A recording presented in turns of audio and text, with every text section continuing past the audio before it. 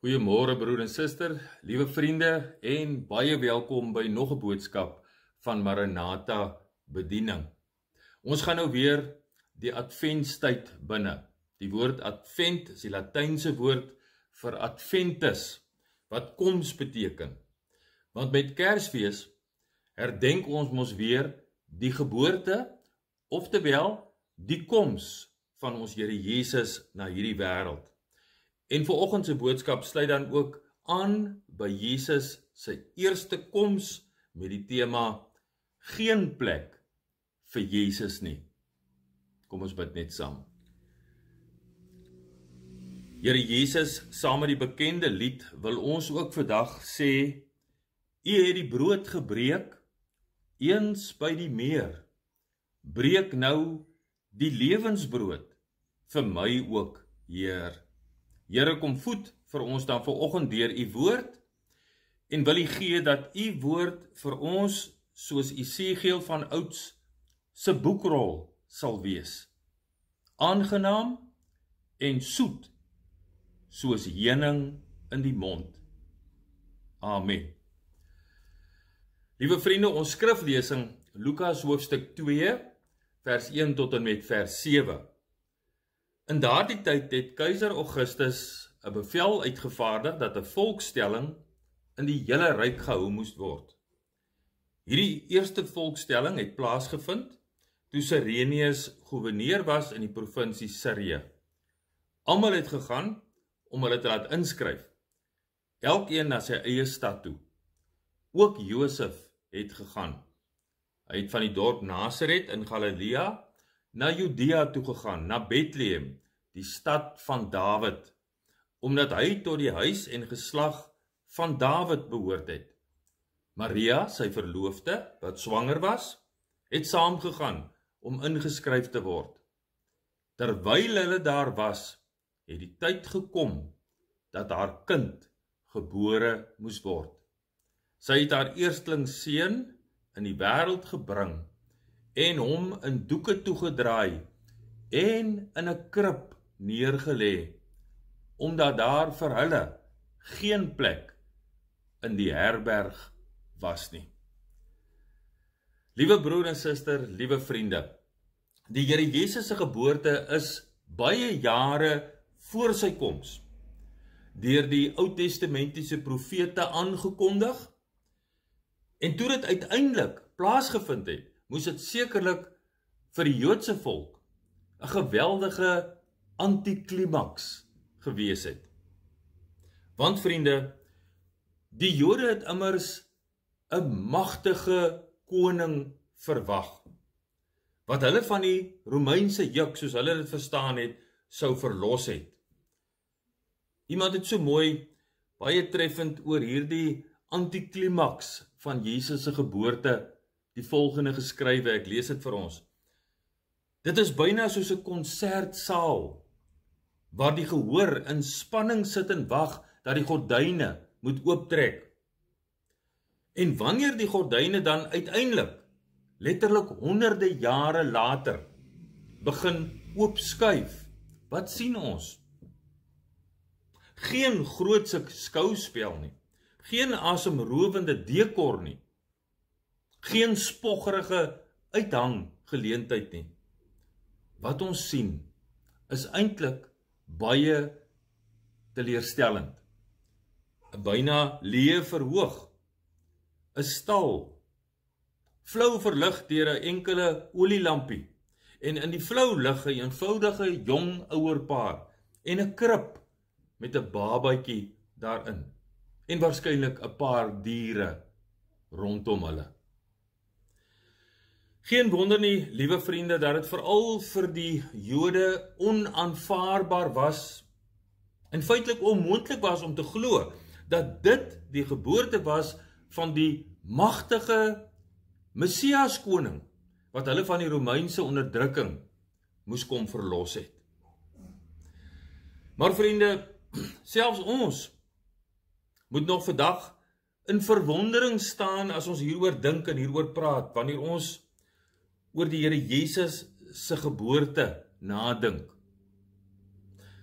Die Seun van God, die koning van alle konings, die verlosser van die wêreld, word deur die mensdom begroet met 'n vernederende stal as 'n geboorteplek. En om alles te kroon word hy ook nog in 'n krib, met ander woorde, die voerbak van diere, neergelê. Vriende, nou kan 'n mens sekerlik vra, maar hoe kon God so iets toelaat? Kon hy dan nie vir die menswording van sy eie geliefde seun 'n veel heerliker ontvangs hier op aarde gereël en bewerk het nie? Ja, vriende, natuurlik kon God dit so gedoen het. Maar nou doen God mos dinge anders as ons, want God se styl is anders. Vriende, ons sou waarskynlik 'n glansryke geboorte gereël het, sommer regtig 'n stylvolle geleentheid. Maar die Here verkies om anders te werk. Hy kies vir hom 2 eenvoudige jong mensies in Josef en Maria. Eenvoudig en sonder aansien om as aardse ouers vir die hemelkindjie op te tree. En vir hierdie nederige voetgangers is die beste plek 'n dierestal. En liewe vriende, deur hierdie gebeure heen was God inderdaad teenwoordig. Was die Here in beheer? Want hierdie nederige geboorte van ons Here Jesus het alles volgens God se plan verloop. Om die waarheid te sê, die Here Jesus se vernedering het nie maar eers daar in die stal begin nie. Dit het alreeds begin by die feit van sy menswording. Dink 'n bietjie daaroor. Die menswording van God se seun was alreeds 'n groot stap van vernedering. Vriende, luister 'n bietjie hoe treffend skryf Paulus hieroor in Filippense 2 vers 6 tot 8. Hy wat in die gestalte van God was, het sy bestaan op godgelyke wyse nie beskou as iets waaraan hy hom moes vasklem nie, maar hy het homself verneder deur die gestalte van 'n slaaf aan te neem en aan mense gelyk te word. En toe hy as mens verskyn het, het hy homself verder verneder. Hy was gehoorsaam tot in die dood. Ja, die dood aan die kruis. Broer en suster, as ons nou hierdie gedeelte in Filippense 2 lees, dan blyk dit duidelik dat Jesus ten volle bewus was van alles wat op hom gewag het en dat hy vir hierdie vernedering bestem was. En dan verstaan ons dat sy geboorte in 'n stal deel uitgemaak het van 'n baie groter geheel. Die Here Jesus sou gebore word om 'n pad van lyding en vernedering te loop en uiteindelik te sterwe. Nie net sy geboorte nie, maar sy hele aardse lewe sou een wees van verwerping en vernedering. Ons sou tereg kon sê dat die skadu van die kruis alreeds oor die stal van Bethlehem gehang het. Vriende, in die geweldige vernedering en lyding van die Here Jesus sien ons nie net die straf en die toorn van God oor die sonde nie, maar sien ons ook sy genade en sy liefde vir ons as die gevalle mensdom, as gevalle mensekinders. Want in en deur sy seun het God self na die wêreld toe gekom om versoening te doen vir ons sondes. Maar die tragiese is dat die wêreld so verblind was in hulle sonde dat hulle hom nie herken het nie en hom nie wou gehaat het nie. In Bethlehem sou hy geen plek vind in 'n herberg nie. Maar baie meer nog. Nie lank daarna nie, sou sy ouers met hom moes vlug na Egipte, na 'n vreemde land, voor 'n geweldige kindermoord uit. Armoedig sou hy groot word. Sy ouers sou hom nie verstaan nie. Sy eie dorpse mense wou hom nie hê nie. Die onindrukwekkende geboorte in die stal en in die krib van Bethlehem was maar die begin van dit alles. Geen plek in die herberg nie sou uiteindelik uitloop op geen plek hier op aarde nie. Toe hy tussen hemel en aarde aan 'n vloekhout vasgespijker is. Totaal verwerp, soos 'n vervloekte en 'n misdadiger en ook van God verlate. Maar vriende, dit was die wyse waarop hy God en mens weer bymekaar uitgebring het. Die grootste versoeningswerk wat ooit hier op aarde gedoen is, liewe vriende, is deur die Here Jesus Christus gedoen. Toe hy as middelaar tussen God en mens ons bymekaar uitgebring het, deur ons sondeskuld aan die vernederende vloekhout van die kruis op homself te neem. En vriende, dit bring nou vir ons by die laaste hoofgedagte van vandag se boodskap. Sy koms vra 'n beslissing. Liewe vriende, in en deur die koms van die Here Jesus na hierdie wêreld het God die mensdom gekonfronteer om 'n beslissing oor Jesus te maak. En as daar met sy geboorte geen plek in 'n herberg was nie, dan was dit alreeds simbolies van die feit dat daar ook geen plek hier op aarde vir hom was nie. En as die wêreld hom toe alreeds verwerp het, dan is dit vandag nie veel anders nie. Steeds is die wêreld, en daarmee word dan eintlik die breë mensdom bedoel. Steeds is die mensdom besig om Jesus te verwerp. God konfronteer die mensdom deur die geboorte van sy seun. En vriende, daar is basies twee maniere om daardie konfrontasie te kan hanteer of daarop te reageer. Die een is ongelowige verwerping en die ander een is die gelowige aanvaarding van die Here Jesus as seun van God en as die verlosser van jou sonde. Die oorgrootste meerderheid van die mensdom verkies om hulle rug op Jesus te keer. En hom as seun van God en as verlosser te verwerp. Net soos hulle hom in hierdie tyd van die jaar ook met sy geboortedag vieringe verwerp. En 'n vals feesgety sonder Jesus probeer voorhou en bevorder. Vriende, daar was 2000 jaar gelede nie vir hom plek in 'n herberg nie. En daar is vandag selfs ook nie vir hom plek in baie mense se Kersfeesvieringe nie. Die feesvieringe, dit gaan wêreldwyd voort, maar baie dikwels sonder Jesus. Die wêreld probeer hom uitskuif uit ons Kersfeesvieringe. Maar meer nog, die wêreld probeer vandag baie hard om Jesus op alle vlakke van die samelewing uit te skuif. En in die tyd wat kom, gaan ons dit al hoe meer sien. Daar is nie meer plek vir Jesus in ons skole nie. En as daar dalk nog so 'n bietjie plek is, dan is dit afskeepplek en afskeeptyd. Daar is nie meer plek vir Jesus in die parlement nie. Daar is nie meer plek vir Jesus as die enigste verlossingsweg na God nie. Daar is nie meer plek vir Jesus in ons hedendaagse samelewing nie.